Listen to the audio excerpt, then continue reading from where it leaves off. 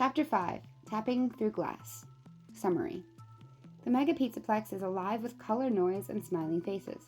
But beneath the surface, something's wrong. Caden searches the attractions for any sign of Maria.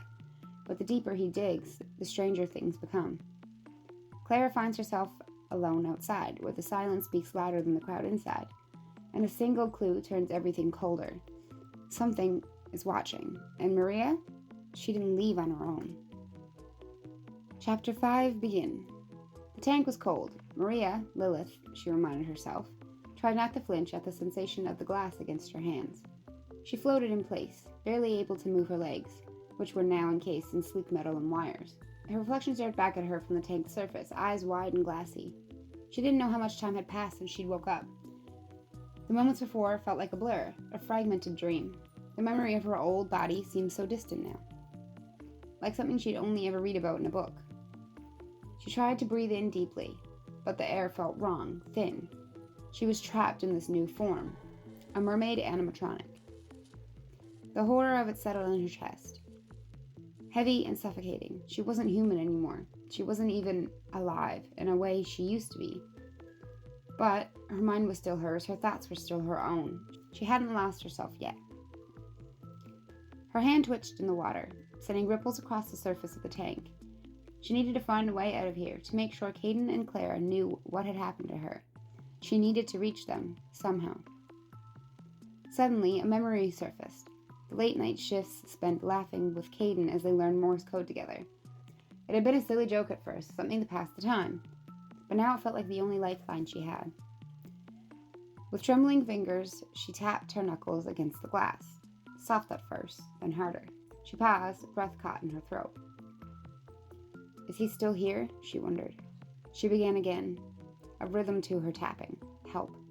Tap, tap, tap, tap. The same word again and again. She glanced towards the entrance to her tank room. She knew Caden's shift was ending soon. Would he hear her? Would he understand? Her heart raced, her hands shaking more as she desperately continued her silent plea. Help. Outside, the clock ticked down to the end of Caden's shift. Caden was packing his bag when something pulled at his attention. He looked up instinctively, turning his gaze toward the glass tank where Lilith was. Her eyes, there was something about them, something different. She was staring directly at him. Her face still, but somehow too aware. It sent a chill down his spine. He hesitated for a moment before slinging his bag over his shoulder and making his way toward the exit. He shook his head, trying to shake off the unsettling feeling that crept up on him. It had been a long day, he was just tired. Before he left, his phone buzzed in his pocket. He pulled it out, a text from Claira saying she would meet him at the entrance to the Pizzaplex. Replying back that he was on his way, his mind wandered a bit, trying to make sense of what happened just now. Help? Was it a coincidence? He thought back to the odd tapping he'd heard. He glanced back at Lilith's tank once more. Her stare never wavered. Confused, he made a mental note, walking out of the building with a quick glance toward Lilith. She just stared. At the Mega Pizzaplex, the atrium was alive with the clamor of families and children running past the towering baobab tree at the center of its base. Its rainbow-colored leaves shimmered under the plex's artificial lighting, and its trunk spiraled upward like something out of a forgotten storybook. From somewhere deep within the tree itself, a voice echoed, soft, velvety, and strange. The storyteller. No one ever saw it, but the children believed it lived inside the tree, whispering tales through hidden speakers woven into the bark. It recited eerie, half-forgotten stories, its voice glitching and warping just slightly at the end of every line. Children crowded around the twisted roots, wide-eyed and spellbound, while their parents sipped neon-colored drinks and watched the arcade machines nearby. Claira and Caden made their way through the busy crowds, moving separately to avoid suspicion. They had planned this carefully, blending into the masses, trying not to draw attention to themselves. Claira shot Caden a look before veering off toward the exit, mouthing the word outside. He nodded in response. One inside and one outside is a good idea. Maybe she will find something useful. Anything that might tell them where Maria had gone. Caden weaved through the crowds beneath the massive rainbow-leaved baobab tree dominating the central atrium. Its synthetic bark spiraling up like a DNA helix into the glittering dome above and rooted beneath their feet. Hidden speakers piped in a velvet smooth voice of the storyteller, weaving a dreamy fairy tale over the ambient hum of arcade noise and shrieking kids. He barely noticed. Instead, he had decided on a plan of action. Go through the bottom and search for her first, starting at Kids Cove, Maria's favorite character spot. He passed back through the western end of the atrium, toward the seaside-themed Kids Cove, nestled near the entrance to Monte Gator Golf. Nets, barrels, and chipped wood decor lined the area, painted in salt-worn blues and sun-bleached yellows. The splash pad was dry and lifeless, and in the far right corner, a towering statue of Foxy the Pirate loomed, his hook raised and teeth frozen in a jagged grin. But Maria wasn't there. No crewmates, no real workers. Just the staff bots bobbing their heads in pre-programmed greetings. Caden frowned and turned away. Passing Monte Golf, he moved across the center of the atrium, watching the holograms of the gang illuminate on stage. Once again, to his left, the storyteller's tales continue on, but what now seemed like a louder volume. He moves ahead, all while trying to push down the gnawing pit forming in his gut. Peering into Roxy's Raceway's lobby, no humans are to be seen. He couldn't even ask if Maria was working here if he wanted to. How would they know? Lastly, he peeks into Blast, with again no results. He sighs. What is with this? He muttered. No one to help but bots? Crossing back over to the other side, he scans the food stalls. No Maria at sides and salads, not at the pizza stall, not at the ice cream booth. He rubbed his forehead, exasperated. She wouldn't be on food service anyway, he thought. Too smart, too curious. She loved tech, mysteries, this isn't her. Back on track after moving up the escalators to the third floor, he slipped into El Chip's Fiesta Buffet. Passing flickering neon sombreros, dusty chairs, and lingering scent of nacho cheese. A single cleaning bot traced lazy loops on the floor. Still no staff. For easier access, he decides to just go through the hallway through a large metal door that led to a small, floored, snaked hallway. He slipped in. The curved corridor spat him out into a massive arcade, where neon lights bounced off chrome walls and 8-bit music filled the air. Machines blinked, buzzed, beckoned. He scaled beneath the glowing Superstar Arcade sign and scanned the room. There, across the arcade, just beyond a cluster of arcade machines, was a discreet red door marked only by a badge scanner and its level. With that, he moves across the room and takes a quick look around him before continuing. Let's see if this will work, he whispered. He pulled out his Waterworld Level 5 employee badge and tapped it to the scanner. Beep! Green flash. Okay. The door opened, he stepped through. The next room was a larger room that held another room within it. Around the perimeter were a pile of boxes, a few storage tables, but the center is where he needed to go. Stepping into the security office, he takes mental note of his surroundings. Soft blue monitors glowed from the darkness. Dust-covered chairs, open pizza boxes, a half-drunk Fizzy Faz on the desk. He sat at the terminal staring at dozens of feeds. Empty kitchens, dark hallways, the prize counter, stock rooms. Sterile, lifeless, aside from the staff bots roaming. Then, movement. He leaned forward, a flicker outside the loading docks. He zoomed in.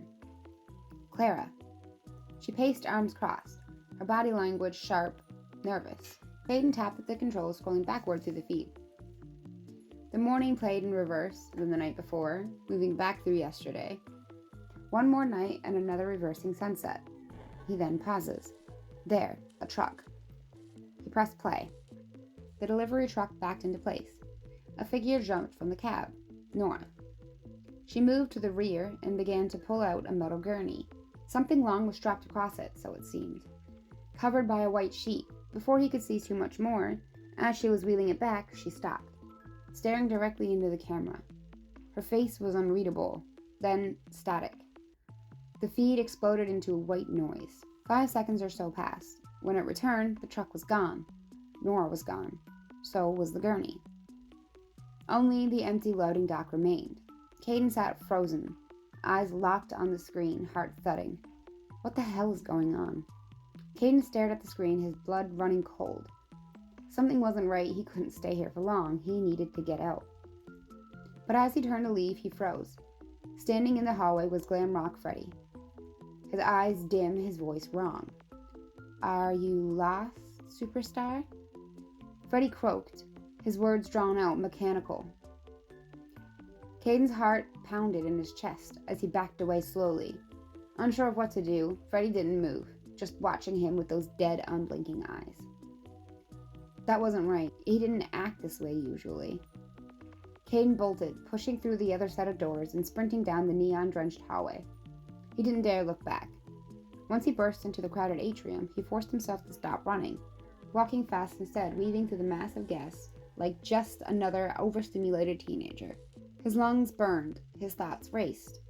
After what seemed like the longest elevator ride of his life, he reached the main entry area and headed for the exit, but something made him glance sideways. A plush in the gift shop, red hair, turned the opposite direction compared to the others. His plastic eyes glowed green, a strange, eerie glow that flickered like lasers. Locked directly on him. No, not on him, through him. Caden yanked out his phone, barely breathing. He shot a message to Claira as he pushed through the exit doors. We need to go, now.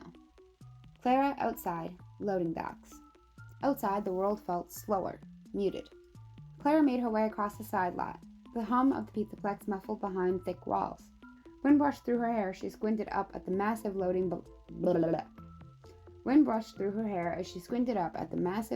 dock doors. Delivery zone for a place like this should be buzzing, but it was still, unnaturally still. No workers, no forklifts, just the faint scent of rubber and exhaust lingering in the air. She stepped forward, scanning the ground. Tire tracks crisscrossed the lot, but one path caught her eye. Faint indentations, like smaller wheels. A cart, maybe? She followed the trail, her boots crunching on the pavement. Then something glinted near a drain. Claire paused and leaned down. Maria's badge. Her heart skipped. It was scuffed, but unmistakable. Waterworld Level 5. Still clipped to a torn piece of her landlord, like it had been yanked off. Maria, she whispered, running her thumb over the faded photo. She looked up again, eyes sharper now. Smaller tracks that led all the way to the heavy loading dock doors, then stopped. Right at the edge of the bay, as if someone had brought something in. Or taken something out. She reached for the badge scanner, but before she could think testing her own access, her phone buzzed. Caden.